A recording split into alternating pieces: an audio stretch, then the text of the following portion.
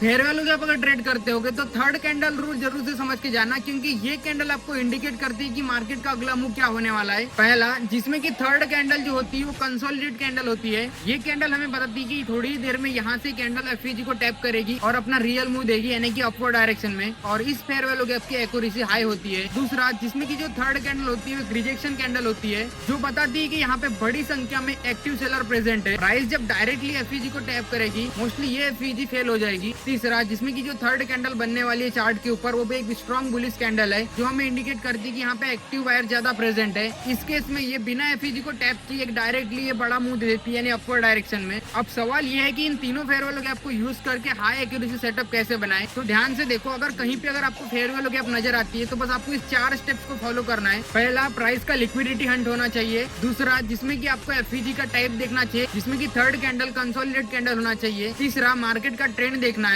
Market bearish है या फिर बुलिश। और चौथा, प्राइस का ब्रेकआउट स्ट्रक्चर होना चाहिए। अगर ये सारी चीजें कंफर्म हो गई तो प्राइस एक बियरिश कैंडल बना के फेयर वैल्यू गैप को टैप करेगी और वहां से स्ट्रॉन्ग बुलिश ट्रेंड स्टार्ट होगा, जहां से तुम अपनी एंट्री प्लान कर सकते हो। अब आपको इसकी कंप्लीट डिटेल चाहिए तो फॉलो करके कमेंट में लिख दो, डिटेल में आपके डायरेक्ट डीएम में सेंड कर दूंगा, नहीं तो मैंने टेलीग्राम पे अपलोड किया, वहां से आप ले सकते हो।